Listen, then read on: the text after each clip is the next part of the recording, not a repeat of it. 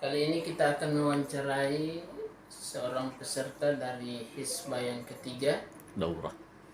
yaitu Daurah Hisbah yang ketiga. Yang kami sapa nama beliau adalah Ustadz Acil Abdul Hafiz. Ustadz, ini kan sudah daurah yang ketiga. Kira-kira apakah Ustadz sudah pernah mengikuti acara yang sama sebelumnya? Belum. Oh, belum. Masya Allah.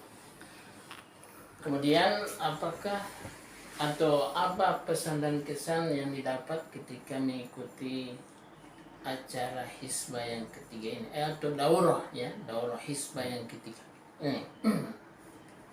Ya, di samping menambah maklumat tentang persoalan-persoalan dakwah ini, tentunya memotivasi kita untuk bisa terjun langsung ke lapangan pada persoalan amar ma'ruf nahi munkar yang selama ini kita cuma sampaikan di atas mimbar. Oh, Masya Allah. Kira-kira apa pengertian dari Hisbah itu sendiri? Kan kita ya mungkin sekilas masyarakat Muslim ketika melihat kalimat Hisbah mungkin masih bertanya-tanya kira-kira apa yang dimaksud daripada Hisbah tersebut. Ya, hizbah sebenarnya bagian dari gerakan dakwah, upaya dakwah, tetapi fokusnya kepada penegakan amar ma'ruf nahi munkar itu, yang mana sebagian orang atau bahkan sebagian dai itu belum memiliki perhatian yang lebih besar terhadap persoalan ini. Oh, jadi Hisbah itu sendiri terjun langsung ya di lapangan. Masya Allah. Ya, pemirsa, demikian yang kami ya liput dari wawancara bersama Ustadz Acil atau Allah Subhanahu wa taala. Ya, kali ini kita bersama ya seorang peserta dari daurah Hisbah yang ketiga. Ya, Ustadz, kalau bisa sebelumnya kami ingin Ustadz memperkenalkan dulu nama dari Ustadz. Baik, bismillahirrahmanirrahim. Nama saya Umar Masyhur dari daerah Kabupaten Majene. Masya Allah.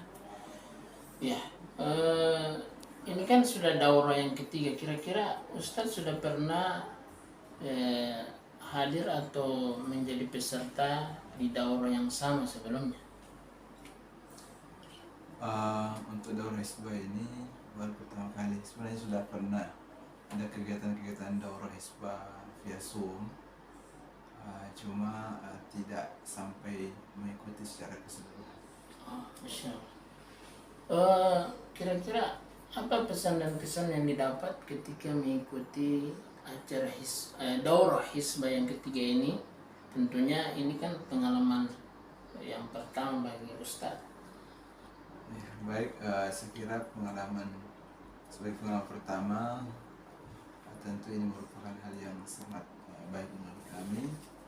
Di samping pematerinya memang dari orang yang berkompeten, didatangkan dari Turki ya, dengan menghadirkan dua syekh yang memang sudah mereka berpuluhan tahun bergelut dalam dunia hisbah ini. Yang kedua, bahwa daurah hisbah ini luar biasa karena menggabungkan antara teori dengan praktek. Ya, sebelumnya mungkin kalau hanya sekedar teori, kita hanya bisa menghayal saja. Tapi ketika dibarengi dengan praktek yang nyata, kemudian dievaluasi, maka ini hal yang sangat baik dan kita merasakan bukan hanya secara ya pemikirannya, tapi memang kita merasakan dalam kejiwaan kita, karena amar ma'ruf nahi munkar ini sesungguhnya adalah rahmat dan kasih sayang kita kepada saudara kita ketika kita mencegah mereka dengan kemungkaran, dan rasa kasih sayang itu ternyata terasa bagi orang-orang yang melakukannya ya. sebagaimana pernah disampaikan oleh seorang ulama bahwa setiap kali bertambah kita perhatian kepada saudara kita, maka rasa kasih sayang semakin tinggi dalam diri kita. Saya kira ini hal yang sangat baik, dan tentu kita berkomitmen untuk meneruskan apa yang kita tahu di daerah kita masing-masing. Ya, terima kasih Ustadz. Demikian yang bisa kita dapatkan dari maklumat dan penyampaian yang disampaikan oleh salah seorang peserta dari Daurah Hisbah yang ketiga. Semoga bisa bermanfaat.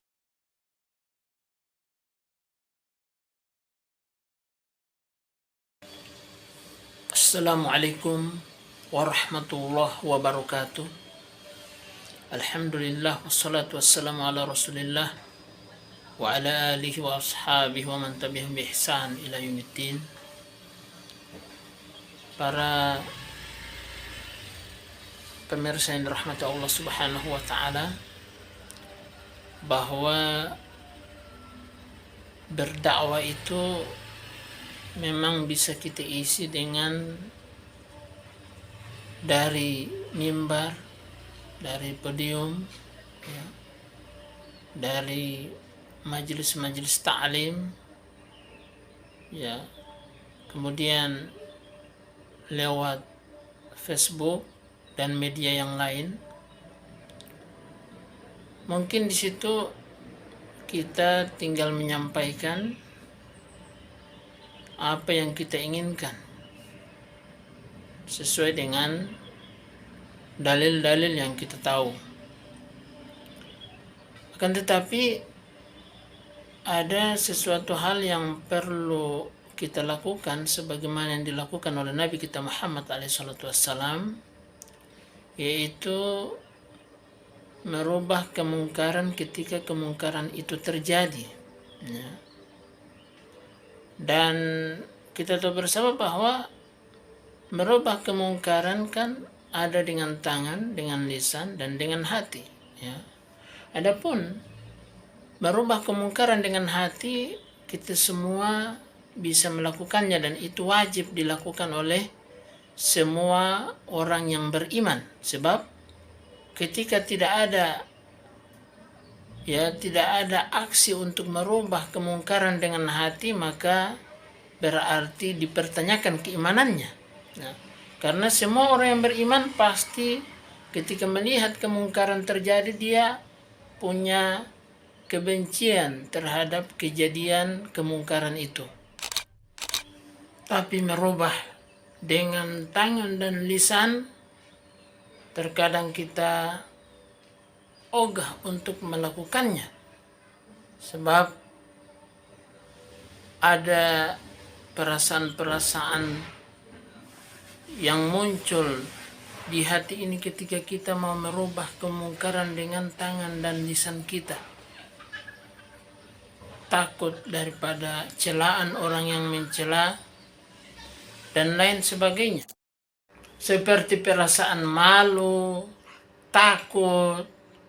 Tapi ingat bahwa jangan kita serampangan dalam menerapkannya, sebab merubah dengan tangan dan dengan lisan harus pakai hikmah. Jangan sampai terjadi sesuatu yang kita tidak inginkan. Kalau dengan tangan, kita serahkan kepada pihak yang berwajib. Kita kan punya lisan, kita sampaikan dengan baik-baik, ya.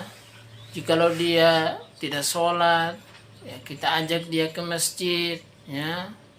Ketika dia sementara minum khamar, kita sampaikan bahwa khamar itu selain tidak baik untuk kesehatan juga, ya, bisa bermudarat pada diri baik di dunia maupun di akhirat, ya.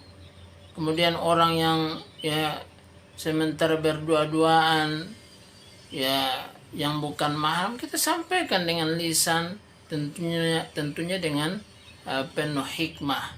Intinya bahwa amar ma'ruf dan nahi mungkar di lapangan itu ketika kemungkaran terjadi, itu perlu kita biasakan dan perlu kita galakan. Dan inilah yang dipraktekkan oleh Nabi kita Muhammad SAW, bukan hanya berkuar-kuar di atas podium mimbar ya, dari majelis ke majelis ilmu, namun juga kita turun di lapangan untuk menyampaikan secara langsung apa itu ya, bagaimana kita bisa ya melakukan amar ma'ruf dan nahi mungkar dan mengajak orang dari kejahatan menuju kepada kebaikan.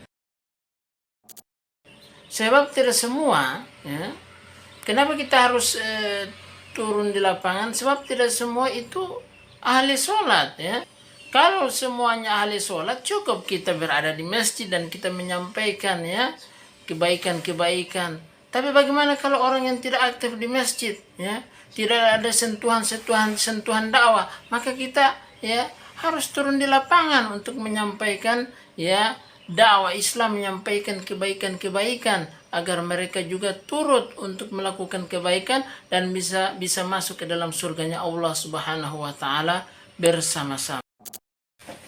Dan juga kita melakukan ini semua, turun di lapangan beramar ma'ruf, bukan untuk kebaikan diri kita sendiri saja, tapi untuk kebaikan untuk seluruh umat ya, seluruh ya orang yang ada di tempat itu. Sebab jikalau kemungkaran merajalela dan tidak ada yang bisa merubahnya, maka ya tentunya azab Allah SWT, musibah akan turun dan merata dan mengenai kepada siapapun, sebagaimana ya pertanyaan yang diajukan oleh Ummul Mukminin kepada Nabi kita Muhammad SAW, anuhlaku wa fina anahliku wa fina salihun, apakah kita akan binasa sedangkan di tengah-tengah kita masih ada orang soleh?